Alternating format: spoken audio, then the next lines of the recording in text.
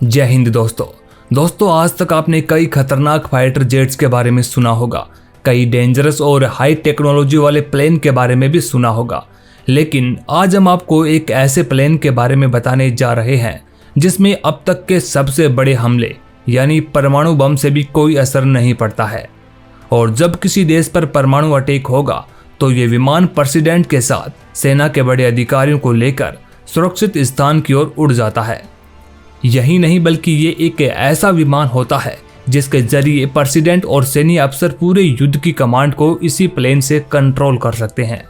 दोस्तों दुनिया में इस विमान को nuclear bomb resistant doomsday plane यानी कयामत के दिन का विमान कहा जाता है। तो आप नाम से ही अंदाजा लगा सकते हैं कि डूम्सडे प्लेन मतलब ऐसा प्लेन जो कयामत के दिन के लिए ही बना गया है। और दोस्तों अगर हमारे इतिहास को देखें तो हिरोशिमा और नागासाकी पर परमाणु अटैक हो चुका है और उन्हें देखने पर यही पता चलता है कि परमाणु हमले का अंजाम कयामत से कम नहीं होता है। फिलहाल दुनिया में केवल दो ही देशों के पास ऐसा विमान मौजूद है, एक है अमेरिका और दूसरा है रशिया। इस समय दुनिया में रशिया और यूक्रेन की लड़ाई चल रही है और लगता है रूस ने परमाणु बम की तैयारी शुरू कर दी है। तभी तो हाल ही के समय में रूस में इस खतरनाक प्लेन को हवा में उड़ता हुआ देखा गया था। तो आज हम आपको इस कयामत के दिन वाले विमान के बारे में पूरी जानकारी देने वाला हूं और हम ये भी देखेंगे कि रूस और अमेरिका के परमाणु विमान में कौन ज्यादा बेहतर है।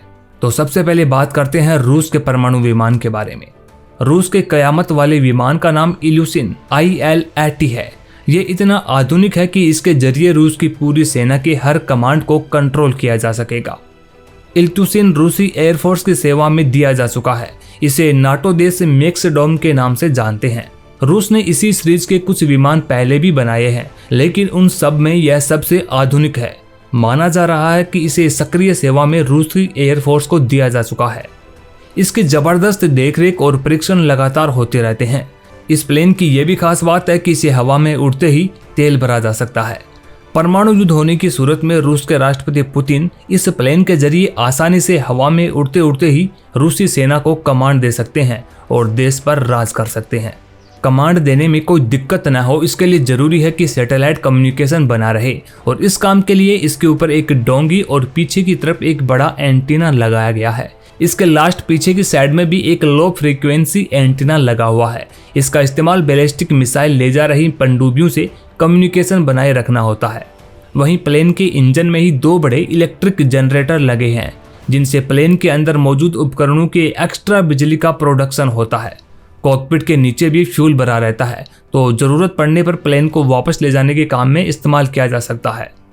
ब्रिटेन के अखबार द मिरर की एक रिपोर्ट के अनुसार ये विमान मास्को के करीब चालोस्की एयरपोर्ट पर खड़ा रहता है और स्पेशल पर्पज एविएशन डिवीजन की निगरानी में है, यानी इसके आसपास और अंदर केवल उच्च रूसी अधिकारी ही जा सकते हैं।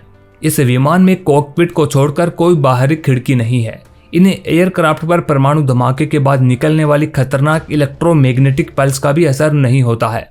परमाणु बम के रेडिएशन से भी ये बचाते हैं। परमाणु धमाके से पैदा होने वाली जबरदस्त गर्मी का भी अंदर बैठे लोगों और उपकरणों पर कोई असर नहीं होता है। अब नाटो देशों को तो चिंता ये भी खाई जा रही है कि ये विमान अदृश्य भी हो सकता है, यानी किसी भी रडार की पकड़ में नहीं आएगा और हो सकता है शायद हवा में उड़ते हुए इसे देखा भी नहीं जा सकेगा। हालांकि ऐसा नहीं है कि ये पूरी तरह सुरक्षित ही रहेगा। अगर परमाणु धमाका इस प्लेन के नजदीक ही हो जाता है तो कयामत के दिन के लिए बनाए गए इस प्लेन की भी कयामत आ सकती है। तो दोस्तों ये तो हुआ रूस का कयामत के दिन वाला प्लेन। अब बात करते हैं अमेरिका के कयामत वाले प्लेन के बारे में। और दोस्तों इसके बारे में जानने के बाद आप हमें ये जरूर बताना कि रूस और अमेरिका के प्लेन में कौन ज्यादा पावरफुल है। अमेरिका के डूम्सडे प्लेन का नाम है बोइंग 4B। एक्चुअल में इस विमान को बोइंग 747 विमान को मॉडिफाई करके बनाया गया है।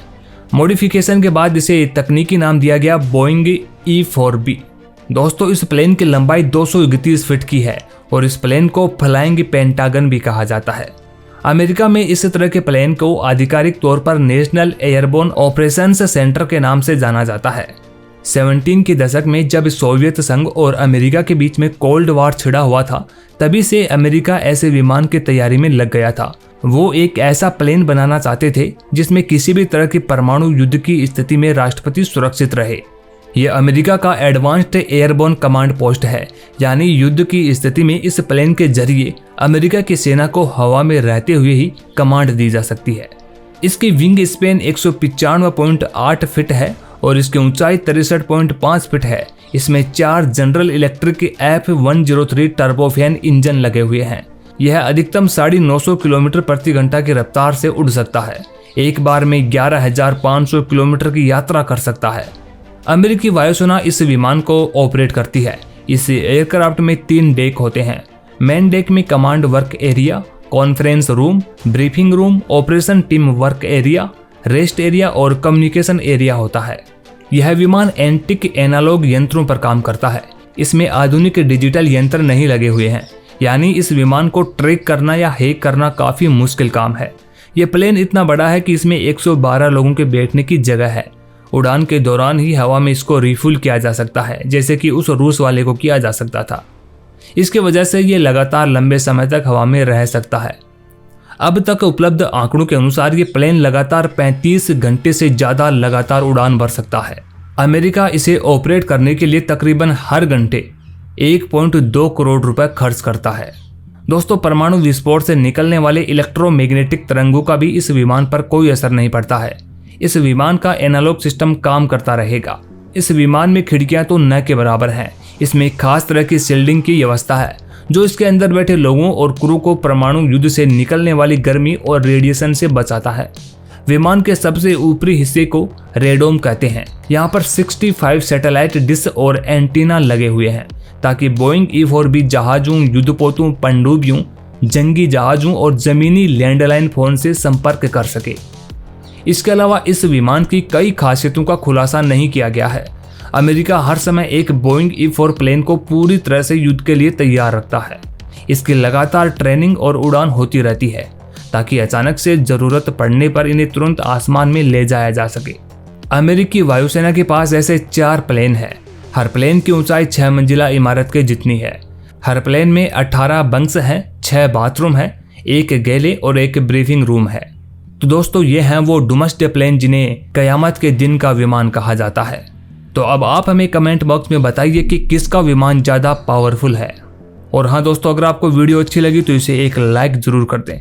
ऐसी और वीडियोस देखने के लिए देखते रहिए इंडिया 2.0।